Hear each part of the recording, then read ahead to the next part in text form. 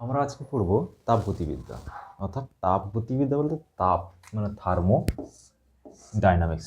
Thermo কথার অর্থ হচ্ছে তাপ, আর ডাইনামিক্স হচ্ছে গতি। অর্থাৎ আমরা রসায়নের যে শাখাতে তাপ ও শক্তির পারস্পরিক রূপান্তর নিয়ে আলোচনা করা হবে বা করব, সেটা হচ্ছে আমাদের তাপগতিবিদ্যা, অর্থাৎ ইংলিশে তাকে বলা হয় থার্মোডাইনামিক্স। এবার থার্মোডাইনামিক্স পড়তে গেলে আমাদের যে তিনটা জিনিস প্রথমে পড়তে হবে, সেটা হচ্ছে একটা হচ্ছে সিস্টেম, একটা হচ্ছে সারাউন্ডিং, আর একটা হচ্ছে বাউন্ডারি।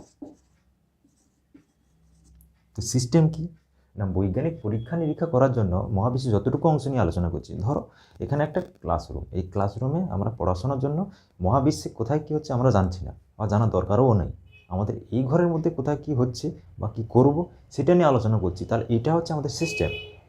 একই রকমভাবে সারাউন্ডিংটা কি না, মহাবিশ্বের সিস্টেম ব্যতীত মানে আমরা এই ঘরটা ব্যতীত বাকি যে অংশটা রয়েছে মহাবিশ্বে সেটাকে বলা হচ্ছে পরিবেশ।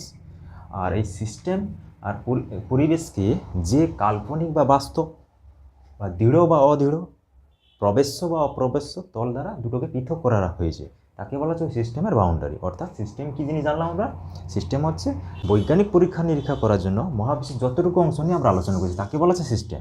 আর সারাউন্ডিংটা কি না, মহাবিশ্বের সিস্টেম ছাড়া বাকি অংশটুকুটাকে। আর বাউন্ডারি হচ্ছে যে তল দ্বারা এই সারাউন্ডিং থেকে বা পরিবেশ থেকে সিস্টেমটিকে পৃথক করে রাখা হয়েছে, তাকে বলা হচ্ছে বাউন্ডারি। ওকে।